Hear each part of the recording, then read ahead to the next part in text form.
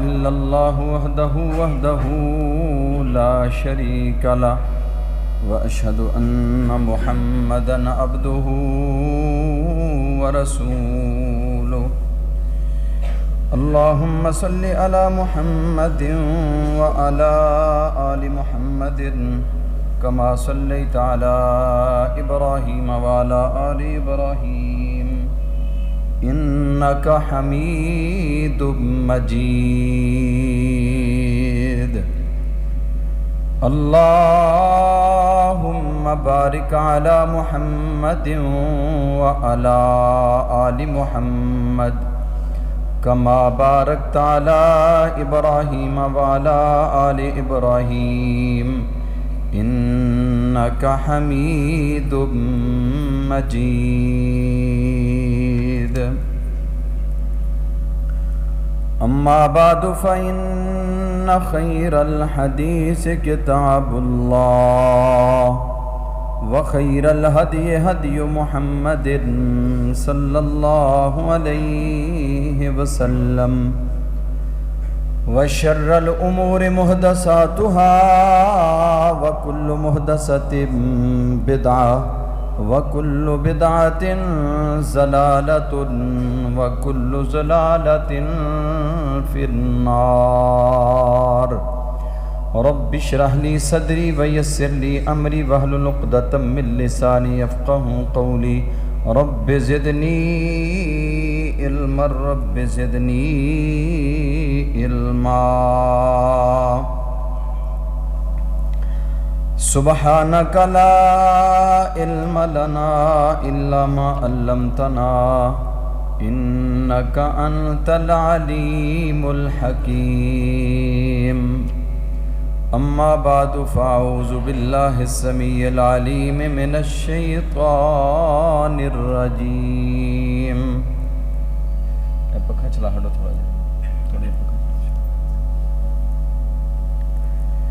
أعوذ بالله السميع العليم من الشيطان الرجيم من همزه ونفخه ونفسه بسم الله الرحمن الرحيم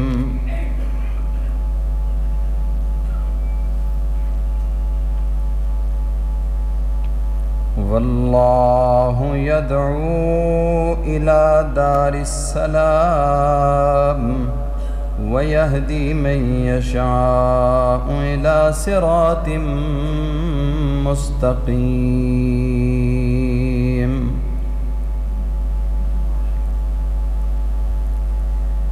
واللہ يدعو إلى دار السلام، اللہ سلامتی والے گھر کی طرف بلا رہے ہیں۔ وَيَهْدِي مَن يَشَاءُ إِلَى صِرَاطٍ مُسْتَقِيمٍ، اور جسے چاہتے ہیں اسے صراط مستقیم کی طرف رہنمائی فرما دیتے ہیں۔ اللہ تعالیٰ کی مختصر حمد و ثنا کے بعد ان گنت لا تعداد درود و سلام ہوں امام الکل ختم الرسول ہادی السبل جناب محمد الرسول اللہ صلی اللہ علیہ وآلہ وسلم کی عظیم ہستی پہ، جس ہستی مقدس و مطہر کی محنتوں، کوششوں اور کاوشوں سے اللہ خالق و مالک کائنات نے مجھے اور آپ کو عقیدہ توحید جیسی عظیم نعمت سے مالا مال فرمایا ہے۔ رحمتیں ہوں، بخششیں ہوں صحابہ کرام رضوان اللہ علیہم اجمعین کے مدفنوں پر، جن اللہ کے بندوں نے محمد الرسول اللہ صلی اللہ علیہ وسلم کی زبان نبوت سے نکلنے والا ایک ایک کلمہ، اس کی آبیاری اپنے خونوں کے نذرانے پیش کر کے کی، اور شریعت محمدیہ پہ عمل کرنے کا، ہم تک پہنچانے کا حق ادا کر دیا ہے۔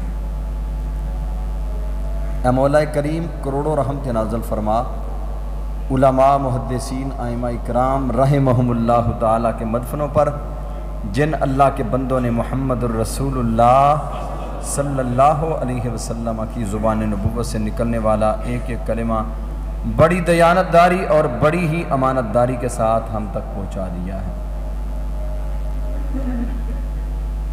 عزیز بھائیوں، بزرگوں، دوستوں، ساتھیوں، رمضان المبارک کا دوسرا خطبہ جمعۃ المبارکہ ہے۔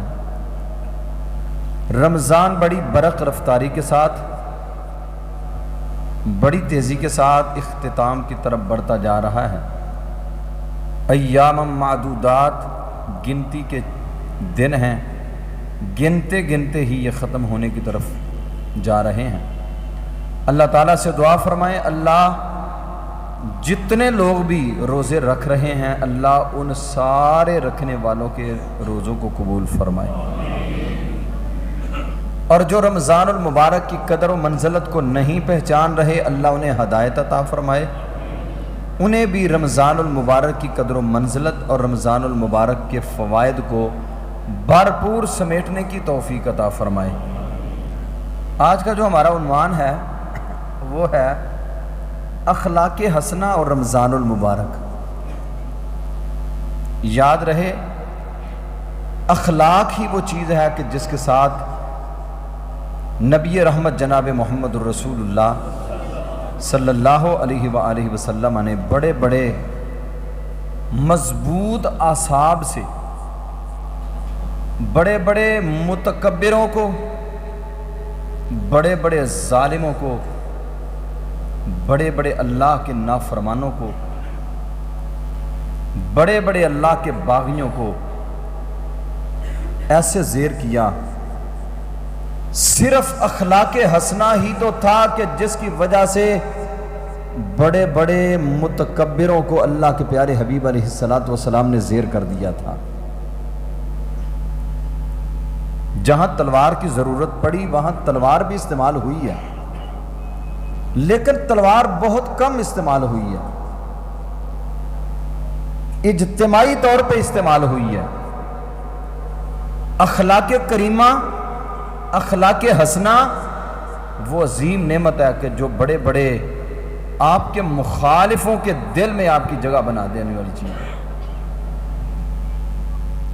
اور نبی مکرم صلی اللہ علیہ وسلم نے فرمایا، رمضان المبارک کا مہینہ، سب سے پہلی بات اخلاق کے حوالہ سے یہ بات نوٹ کریں کہ رمضان المبارک یہ ماہ غفران ہے۔ رمضان ماہ، بولیں سارے بولیں ذرا، کیا ہے؟ رمضان ماہ غفران ہے۔ غفران کا کیا معنی ہے؟ غفران کا معنی یہ ہے کہ اللہ رمضان میں اپنے بندوں کے گناہوں کو معاف کرتے ہیں۔ پچھلے خطبے میں آپ نے سنا کہ ہمارے اللہ کا ہمیں جہنم میں بھیجنے کا کوئی پروگرام نہیں، اگر پروگرام ہوتا تو رمضان نہ ملتا۔ رمضان المبارک میں کتنی ایسی احادیث پچھلے خطبہ میں آپ نے سماعت فرمائی جن میں یہ الفاظ میں نے پڑھے تھے، غفر لہ ما تقدم من ذنبہ، اللہ نے اس کی زندگی کے سارے گناہوں کو معاف کر دیا ہے۔ تو رمضان ماہ غفران ہے۔ اللہ کہتے ہیں میرے بندو میں تمہیں معاف کر رہا ہوں، تو نے زناکاریاں بدکاریاں کی، تو نے کم تولا، تو نے جھوٹ بولا، تو نے فراڈ کیا، تو نے سود کھایا، تو نے جھوٹی قسمیں اٹھا اٹھا کے لوگوں کا مال بٹورا، پتہ نہیں کیا کیا کچھ تم نے کیا، پھر تم نے اب میرے سامنے آ کے اپنے سارے گناہوں کا اعتراف کیا اور اپنے گناہوں کا ازالہ کرنے کی کوشش کی۔ میں خالق و مالک کائنات نے تمہارے ساتھ وعدہ کر لیا ہے، تم رمضان میں آ کے میرے پاس اعتراف کر رہے ہو، میرے بندے جو میں نے آپ کی زندگی کے سارے گناہوں کو معاف کر دیا ہے۔ اللہ کہتا ہے جب میں معاف کر رہا ہوں تو تم میری مخلوق کو کیوں نہیں معاف کرتے ہو؟ میں تمہارے اتنے گناہوں کو، تمہاری اتنی زیادتیوں کو معاف کر رہا ہوں، تو تمہارے پاس اتنا ظرف نہیں کہ تم اپنے باپ کو معاف کر سکو؟ تمہارے پاس وہ سینہ نہیں ہے کہ تم اپنی ماں سے درگزر کر سکو، اپنے بھائیوں سے درگزر کر سکو، اپنے اعزاء و اقارب، اپنے رشتہ دار، ان کو معاف کر سکو؟ کیا تمہارے پاس یہ ظرف نہیں ہے؟ جب رب معاف کر رہا ہے تو تم بھی کیا کرو؟ معاف کرو۔ الراحمون یرحمہم الرحمن، جو زمین پہ رحم کرتے ہیں آسمانوں سے رب ان کے اوپر رحم فرماتے ہیں. جو زمین پر متکبر ہے رب اسے معاف نہیں کرتا. متکبر تو کسی حال میں بھی اسے اللہ معافی نہیں دیتے. آپ اندازہ کریں معاف کرنا کتنا بڑا عمل ہے. معاف کرنا، رسول کریم صلی اللہ علیہ وسلم نے فرمایا قیامت کے دن کچھ لوگ آئیں گے، ان کے نامہ اعمال انہیں دیے جائیں گے اور وہ کہیں گے یا ربی این حسناتی قضا و قضا، اللہ میرے فلاں فلاں جو نیکیاں تھیں وہ نہیں آج مجھے نظر آ رہی. رمضان کے صبح سے لے کے شام تک بھوکے پیاسے رہنے والے، روزے رکھنے والوں، تراویحاں پڑھنے والوں، قیام اللیل کرنے والوں، افطاریاں سحریاں، غرباء مساکین میں راشن بانٹنے والوں، بڑی توجہ کے ساتھ اللہ کے نبی کے اس فرمان کو آج آپ نے اپنی جھولی کی زینت بنانا ہے. صحیح مسلم کی حدیث ہے تورز الاعمال یوم الاثنین و یوم الخمیس، اعمال سوموار والے دن اور جمعرات والے دن اللہ کے حضور پیش کیے جاتے ہیں. الا رجل بینہ و بین اخیہ شحناء، وہ دو آدمی جو آپس میں لڑے ہوئے ہیں، میرے اور آپ کے محبوب جناب محمد الرسول اللہ صلی اللہ علیہ وسلم نے فرمایا جو لڑے ہوئے ہیں، بغض رکھنے والے ہیں، کینہ رکھنے والے ہیں، کینہ پرور ہیں، ان کا کوئی عمل اللہ کے حضور پیش نہیں کیا جاتا. سوموار والے دن بھی جمعرات والے دن بھی اعمال پیش ہوتے ہیں، لیکن ان کا کوئی عمل نہ سوموار والے دن پیش ہوتا ہے نہ جمعرات والے دن پیش ہوتا ہے. کب تک؟ آپ نے فرمایا حتی یصطلحا، جب تک یہ اپنا دل صاف نہیں کر لیتے، جب تک یہ جھگڑا ختم نہیں کر دیتے، جب تک یہ کینہ مکا نہیں دیتے، جب تک یہ بغض اور حسد سے اپنے دلوں کو صاف اور پاک نہیں کر لیتے، اس وقت تک ان کا کوئی عمل اللہ کے حضور پیش نہیں کیا جاتا.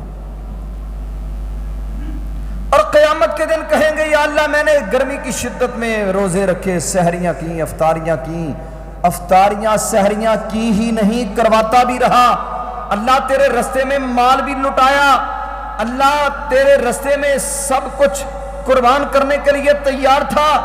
اللہ فرمائیں گے تیری کوئی نیکی ہمارے پاس نہیں پہنچی. نامہ اعمال سفید کاغذ اسے مل رہا ہے. کیوں؟ اس لیے کہ یہ اپنے بھائیوں کو معاف کرنے والا نہیں تھا. اپنے رشتہ داروں کی غلطیاں کوتاہیاں ان کے اوپر ضدی بن جاتا تھا، اڑ جاتا تھا، انا کا مسئلہ بنا لیتا تھا. اپنے کسی بھائی کو، اپنے کسی دوست کو، اپنے کسی ساتھی کو، اپنے رشتہ دار کو، اپنے ریلیٹیو کو معاف کرنے کے لیے یہ تیار ہی نہیں ہوتا تھا. آج ہم نے بھی اسے معاف نہیں کرنا.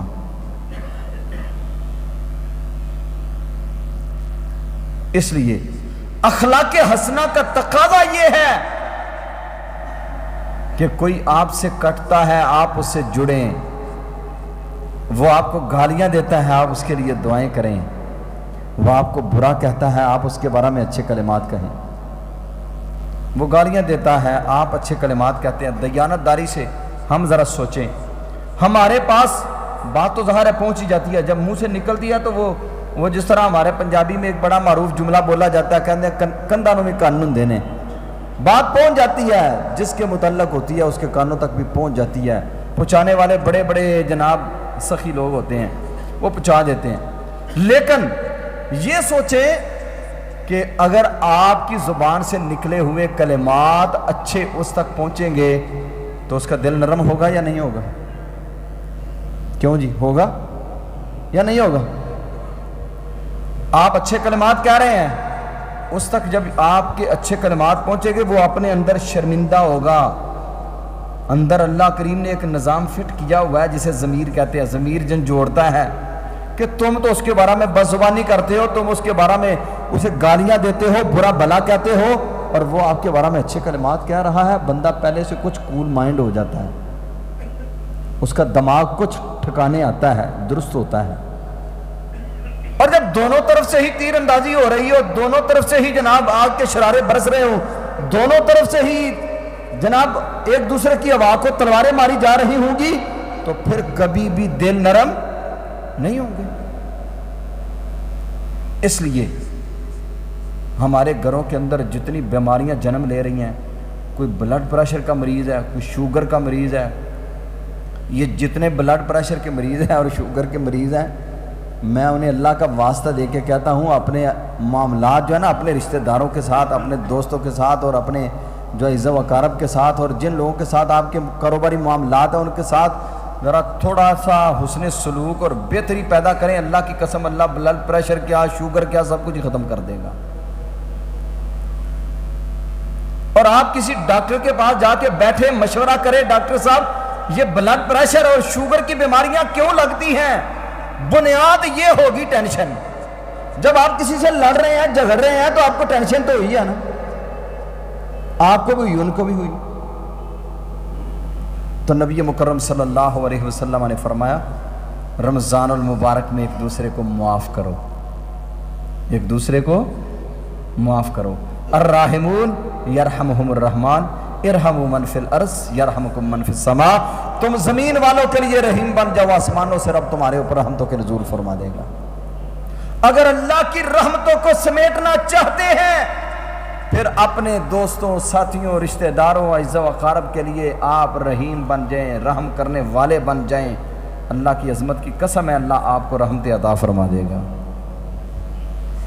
اور نبی مکرم صلی اللہ علیہ وسلم نے فرمایا ما من شیء اثقل فی میزان المؤمن یوم القیامہ من حسن الخلق، قیامت کے دن ترازو قائم ہوگا، قیامت کے دن اعمال کو تولا جائے گا، میزان لگنا ہے ما بین ظہری جہنم، جہنم کے درمیان اللہ رب العزت نے یہ پرسرات اللہ کریم نے لگانا ہے ما بین ظہری جہنم، لیکن ایک ہے اللہ کریم نے ترازو لگانا ہے اعمال کو تولنے کے لیے۔ اور نبی مکرم صلی اللہ علیہ وسلم نے فرمایا تمہارے میزان میں حسنات کے اندر سب سے زیادہ اگر کسی چیز کا وزن ہوگا میزان کے اندر تو وہ حسن خلق کا، اچھے اخلاق کا، اخلاق کریمہ کا وزن ہوگا۔ قیامت کے دن میزان کے اندر سب سے بھاری اگر کوئی عمل ہوگا تو آپ کا اچھا اخلاق ہوگا۔ نبی مکرم صلی اللہ علیہ وسلم کے آپ نے ایک دستہ بھیجا، ایک بنو حنیفہ قبیلے کا سردار تھا سمامہ بن اسال رضی اللہ تعالیٰ عنہ، ابھی مسلمان نہیں ہوئے تھے۔ آپ علیہ الصلوۃ والسلام کے صحابہ نے اسے گرفتار کیا، گرفتار کر کے رسول اللہ صلی اللہ علیہ وسلم کے پاس لے کے آئے۔ آپ نے کیا کیا؟ آپ نے فرمایا فربطوہ بساریۃ من سوار المسجد، مسجد نبوی کے ستون کے ساتھ اسے باندھ دیا گیا۔ اخلاق دیکھنا ذرا یہاں پہ، دیکھنا اللہ کے نبی علیہ الصلوۃ والسلام کی ہمت، اللہ نے کس قدر آپ کو وسعت ظرفی عطا فرمائی تھی، کس قدر آپ اخلاق کریمہ کے مالک تھے۔ آج ہم اپنے آپ کو رسول اللہ صلی اللہ علیہ وسلم کی امتی تو کہلاتے ہیں، لیکن ہاں آپ کی نقل اتارنے کی کوشش نہیں کرتے۔ آپ کا اخلاق کیسا تھا اور ہم ایسا اخلاق بنانے کی کوشش نہیں کرتے۔ صحابہ کرام نے اسے مسجد نبوی کے ستون کے ساتھ باندھ دیا۔ اب جب باندھا ہوا ہے تو پہلا دن ہوا، کھانا اس کے سامنے پیش کیا گیا، کھانا اس نے بڑا بھرپور کھایا۔ اللہ کے نبی علیہ الصلوۃ والسلام آئے، آپ نے فرمایا سناؤ بھائی سمامہ کیا حال ہے؟ بڑا فرینک ماحول تھا۔ اللہ کے نبی علیہ السلام فرماتے ہیں سناؤ بھائی سمامہ کیا حال ہے؟ سمامہ آگے سے کہتا ہے ان تقتلنی تقتل زاد من ان تنعم تنعم علی شاکر، اے محمد صلی اللہ علیہ وسلم یاد رکھیں ان وجہک ابغض الوجوہ الیہ، کائنات کے اندر آپ کے چہرے سے معاذ اللہ بدترین چہرہ میں نے دنیا میں نہیں دیکھا۔ وَإِنَّ مَدِينَتَكَ وَإِنَّ بَلَدَكَ أَبْغَضُ الْبِلَادِ إِلَيَّ، اور روئے زمین پر آپ کے شہر مدینہ سے بدترین شہر میں نے دنیا میں دیکھا ہی نہیں۔ اللہ کے نبی علیہ الصلوۃ والسلام سے ساتھ دھمکی دیتا ہے ان تنعم تنعم علی شاکر، اگر مجھے چھوڑ دو گے میں آپ کی شکر گزاری کروں گا، اور اگر قتل کرو گے تقتل ذا دم، پھر میرا بدلہ لینے والے آپ کو کبھی چھوڑیں گے نہیں۔ آپ مت بھولیے گا کہ آپ کو کوئی چھوڑ دے گا. میرا بدلہ لینے والے آپ سے گن گن کے بدلے لیں گے. سردار ہے, چودھری ہے, وڈیرا ہے, رعونت ہے, تکبر ہے, تنا ہوا سینہ ہے, اکڑی ہوئی گردن ہے, زبان سخت ہے, مزاج تند ہے. اللہ کے پیارے حبیب علیہ الصلوۃ والسلام مسکرا دیے, اب چلے گئے. دوسرا دن وہ آپ پھر آئے, پہلے کھانا پیش کیا, کھانا کھلانے کے بعد آپ نے سناؤ بھائی سمامہ آپ کا کیا حال ہے. سمامہ کے پھر وہی الفاظ ہیں. تیسرا دن ہوا, آپ پھر آئے, آپ نے فرمایا سمامہ سناؤ. کہا اِنَّا وَجْهَكَ أَبْغَضُ الْوُجُوهِ إِلَيَّ, اے محمد صلی اللہ علیہ وسلم, معاذ اللہ ثم معاذ اللہ, کائنات کے اندر آپ کے چہرے سے بدترین چہرہ مجھے کسی کا نظر ہی نہیں آتا. اور سیدنا عمر رضی اللہ تعالیٰ عنہ پاس تھے. سیدنا عمر رضی اللہ تعالیٰ عنہ تلوار کے دستے پہ ہاتھ کپ کپا رہا ہے. کہتے یا رسول اللہ صلی اللہ علیہ وسلم آپ کی اجازت ہو, اگر آپ کی اجازت ہو میں اس ظالم کی گردن آپ کے آنکھ جھپکنے سے پہلے آپ کے قدموں میں اتار کے پھینک دوں. اللہ کے پیارے حبیب علیہ الصلوۃ والسلام نے فرمایا کیا ہونا چاہیے ہم, اگر ہم ہوں تو ہم کیا کریں. آپ اس وقت اپنے جان بازوں کو, اپنے شاہ بازوں کو, صحابہ کرام کون ہے صحابہ کرام جو آپ کے ایک ایک اشارے کے لیے اپنی جانیں پیش کرنے کے لیے تیار ہوتے تھے. جب بدر کی مارکہ آرائی ہوئی تھی صحابہ کرام نے کہا تھا اللہ کے رسول لو سرت بنا الی برق الغماد لجالدنا معک, اگر آپ ہمیں کہیں ہم سمندروں میں کود پڑے, اللہ کی عظمت کی قسم ہے آپ کی زبان سے ابھی پورے الفاظ نہیں نکلیں گے اور ہمارے جسم سمندروں کی موجوں کے سپرد ہو چکے ہوں گے. اور آپ کی عزت و آبرو اور آپ کی توقیر کا عالم یہ تھا کہ عروہ ثقفی سے کسی نے پوچھا, عروہ محمد الرسول اللہ صلی اللہ علیہ وسلم کے پاس سے آئے ہو تو بتلاؤ کیا دیکھ کے آئے ہو. کہا جو کچھ دیکھ کے آیا ہوں اس کے تناظر میں تمہیں ایک بات کہہ دیتا ہوں, تم ساری زندگی بھی لڑتے رہو تم رسول اللہ سے آگے نہیں نکل سکتے, تم اللہ کے نبی پہ غالب نہیں آ سکتے, تم رسول اللہ کو زیر نہیں کر سکتے. کہا کیا دیکھ کے آئے ہو.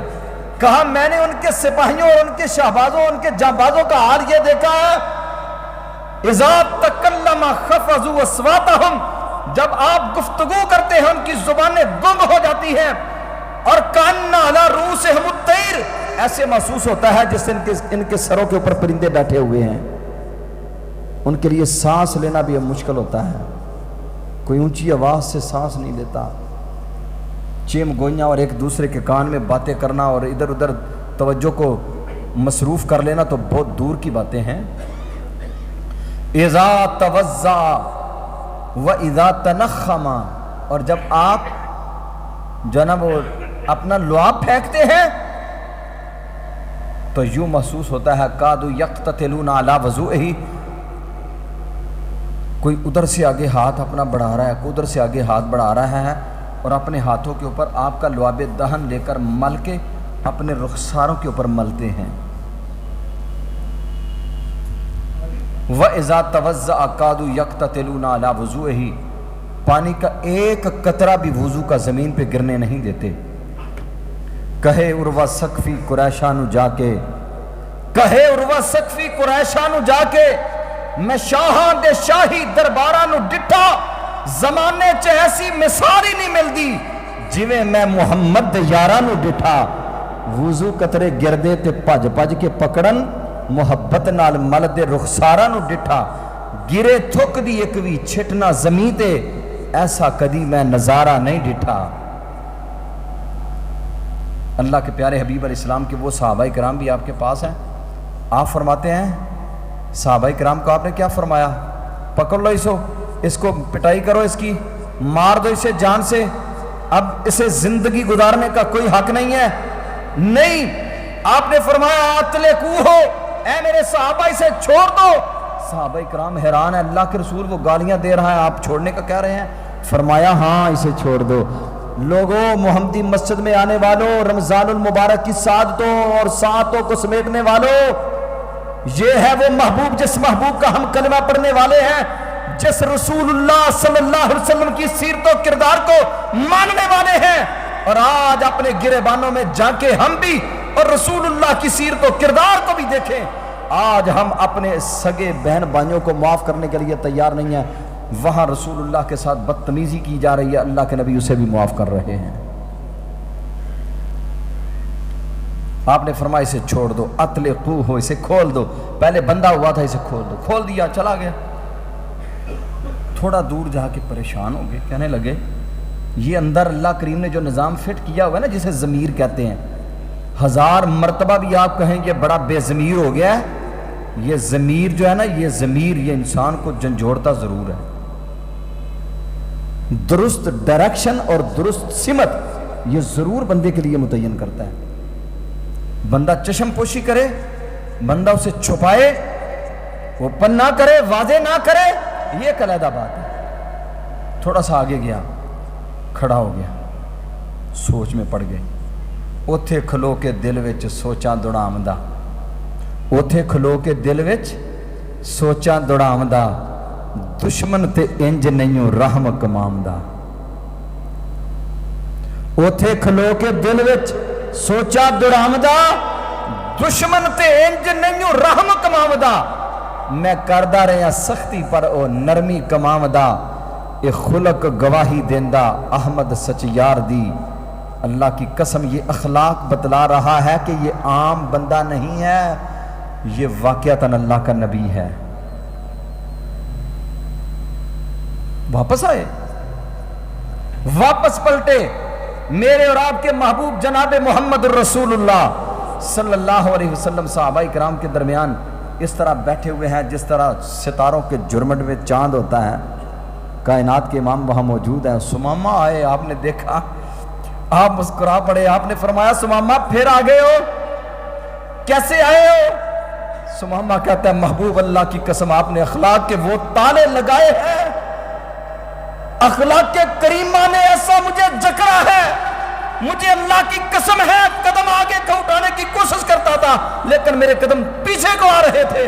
محبوب مجھے رب کی رضا کے لیے معاف کر دے۔ ایسے ہاتھ باندھ کے اللہ کے نبی کے سامنے کھڑا ہو گیا، کہتا ہے محبوب مجھے معاف کر دے اور مجھے کلمہ پڑھائے۔ آج کے بعد سمامہ آپ کی ساری زندگی مریدی اور غلامی کرنے کے لیے ہے۔ یہ ہے اخلاق، اسے کہتے ہیں اخلاق۔ سامنے بھائی رو رہا ہے، باپ کی آنکھوں سے آنسو بہہ رہے ہیں، باپ کی آنکھیں پرنم ہیں اور بیٹا اس قدر سنگ دل ہو چکا ہے کہ اپنے باپ کے لیے بھی نرمی نہیں کر رہا۔ اور میرے عزیز بھائیوں، آئیے محمد الرسول اللہ صلی اللہ علیہ وسلم کی سیرت اور اخلاق کو اپنائیے۔ وہی سمامہ ہے، وہی حالات ہے، وہی مسجد نبوی ہے، وہی اللہ کے نبی ہیں، وہی آپ کے صحابہ ہیں، وہی سمامہ بن اسال ہے۔ پہلے کہتا تھا ان وجہ کا ابغض الوجوہ الیہ، آپ کے چہرے سے معاذ اللہ بدترین چہرہ مجھے نظر ہی نہیں آتا۔ آن بر میں ہی پل بر میں ہی ایسی کایا پلٹی ہے۔ اب کہتا ہے ان وجہ کا احب الوجوہ الیہ، محبوب مجھے اللہ کی قسم ہے آپ کے چہرے سے محبوب چہرہ کائنات میں میرے لیے ہے ہی کوئی نہیں۔ وَإِنَّ مَدِينَتَكَ وَإِنَّ بَلَدَكَ أَحَبَّ الْبِلَادِ إِلَيَّ، اور مدینہ سے جس قدر میرے دل کو ٹھنڈ پہنچتی ہے اس طرح مجھے کائنات، مجھے اپنے گھر میں بھی وہ سکون نہیں ملتا جو مدینہ طیبہ میں مجھے سکون ملتا ہے۔ کیا تھا؟ صرف اخلاق تھا۔ ما من شیء اسقل فی میزان المؤمن یوم القیامہ من حسن الخلق، اچھے اخلاق سے بڑھ کر آپ کے میزان کے اندر کسی چیز کا وزن نہیں ہوگا۔ سب سے بھاری وزن ہوگا تو اچھے اخلاق کا وزن ہوگا۔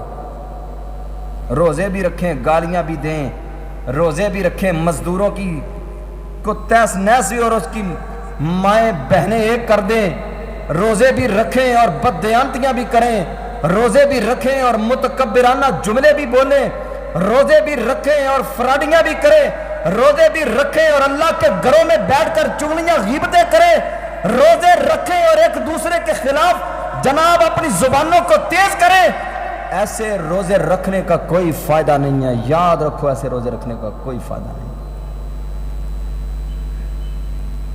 روزہ صرف بھوکے رہنے کا نام تو نہیں ہے. آنکھوں کا درست استعمال، کانوں کا درست استعمال، زبان کا درست استعمال، معاملات درست کرنا، زندگی اچھی گزارنا، رمضان یہی تو ہمیں سکھانے کے لیے آیا ہے. اگر ہمارے رمضان میں اور غیر رمضان میں کچھ فرق ہی نہ پڑا تو پھر سمجھ لیں یہ روزہ کسی کام کا نہیں ہے. اور یاد رکھیں جو معاف نہیں کرتا اسے متکبر کہا جاتا ہے. کیا کہا جاتا ہے؟ متکبر. اب آپ سوچیں گے ویکھو جی ساڑھے نال تے بڑیاں انہیں زیادتیاں کر چھڑیاں نے، ساڑھی تو انہیں لانگی لا چھڑے نے، پتہ نہیں کیا کیا جملے ہم استعمال کرتے ہیں اپنے آپ کو کہ ہمیں اس نے اتنا ذلیل کر دیا. اللہ نہ کسی کو ذلیل کرے، کائنات کی کوئی طاقت کسی کو ذلیل کر سکتی نہیں. عزتیں کس کے پاس ہیں؟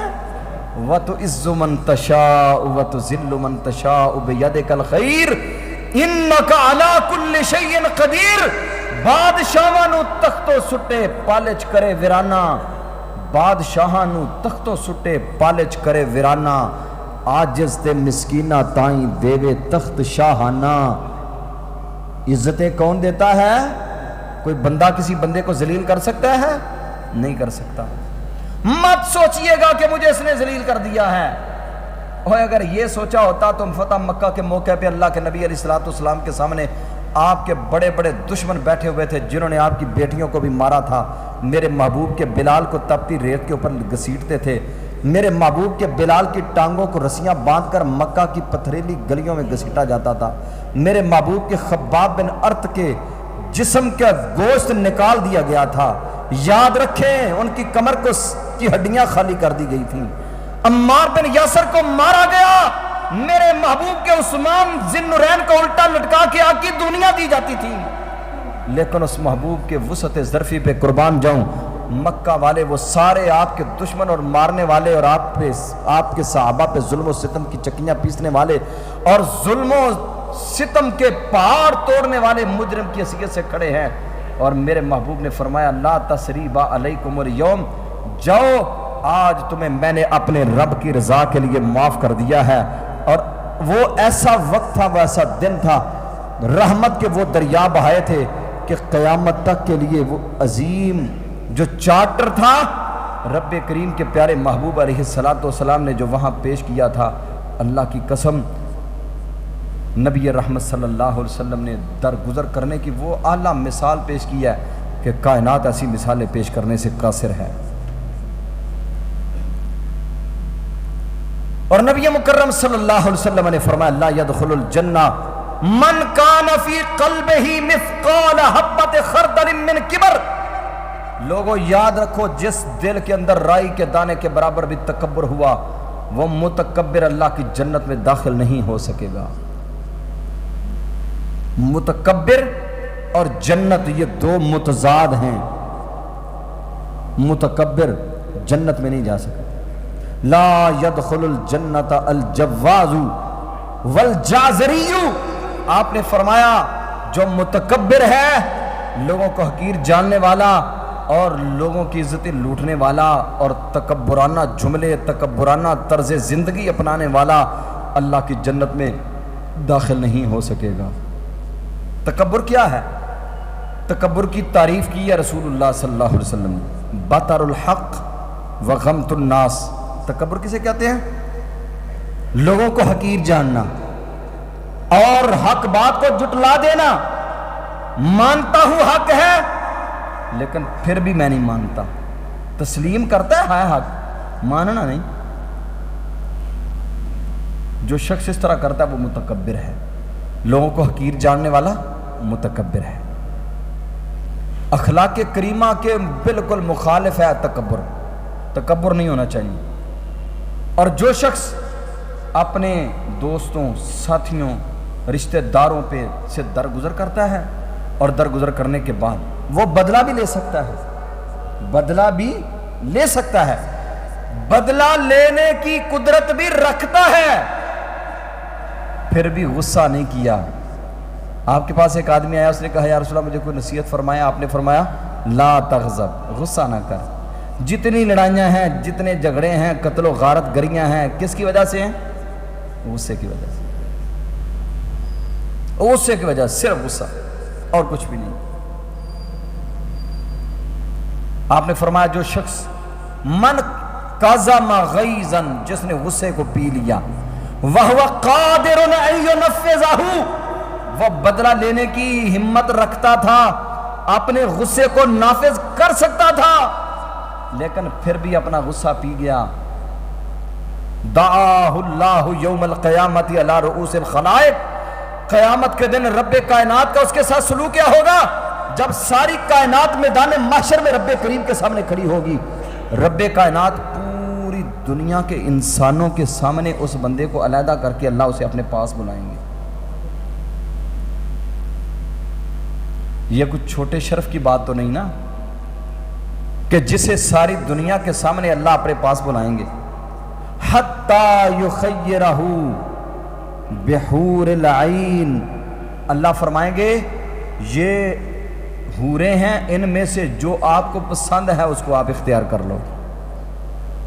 ساری دنیا کے سامنے. یہ اعزاز ہے اس شخص کا جو اپنے غصے پہ کنٹرول کر لیتا ہے.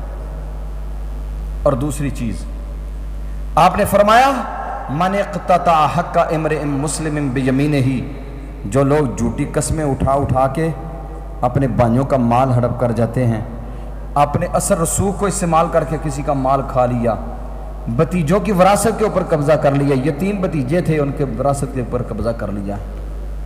حرم اللہ علیہ الجنہ, رب کائنات نے اس شخص کے اوپر جنت کو حرام قرار دے دیا ہے. وَأَوْجَبَ لَهُ النَّارِ, اور اللہ نے جہنم کی آگ اس کے لیے واجب قرار دے دی ہے. معاشرے میں بڑے ایسے کیسز ہیں, باپ فوت ہو گیا, چھوٹے چھوٹے بتیجے ہیں, اب چچا سارا کچھ ہی دبا گیا ہے. او بھائی کیا کر رہے, یہ سارا کچھ تو ادھر ہی چھوڑ کے جانا ہے, ساتھ تو کچھ بھی نہیں جائے گا. اور نبی مکرم صلی اللہ علیہ وسلم نے فرمایا جس نے من قطع میراث وارث, جس نے کسی وارث کو وراثت سے محروم کیا, اور محروم کرنے کے بڑے بڑے ہم نے آج کل طریقے بنائے ہوئے ہیں. بہنوں کے ساتھ ایسا رویہ اختیار کرو, بہنیں اس بات پہ مجبور ہو جائیں, کہیں ایسا بھراواں کولو حق نہیں رہنا, سانو بھرا چاہیے, سانو مال نہیں چاہیے. یہ بھی ایک حق مارنے کا طریقہ ہے. اور جی بہنوں نے ہمیں معاف کر دیا ہے, تم منگتا ہے, بہنوں نے معاف کر دیا ہے, ان بیچاریوں کو تو نے دینا تھا, اب تو ان کا مال کھا رہا ہے, تو بیکاری ہے, منگتا ہے, تو چل نہیں سکتا, کما نہیں سکتا. من قطع میراث وارث, جس نے وارث کسی بھی وارث کو وراثت سے محروم کیا. میں خاص طور پہ آج کے اس خطبہ جمعہ میں اپنے بزرگوں کو پیغام دینا چاہوں گا. بوڑھے والدین جب بڑھاپے میں چلے جاتے ہیں, اپنی پریشانیوں کی وجہ سے وہ اپنے بچوں کے ہاتھوں یرغمال بھی ہوتے ہیں, بلیک میل بھی ہوتے ہیں. اور بسا اوقات جو بچہ خدمت کر رہا ہوتا ہے, والدین کہتے ہیں اے بچے نے میری خدمت کی ہے, لہذا میں انہوں سارا دے چھڑیا, میں باقی میرے نافرمان نے انہوں نے کچھ نہیں دینا. سنیں میرے بزرگوں, اپنے بچوں کی وجہ سے اپنی آخرت تباہ و برباد نہ کر لینا.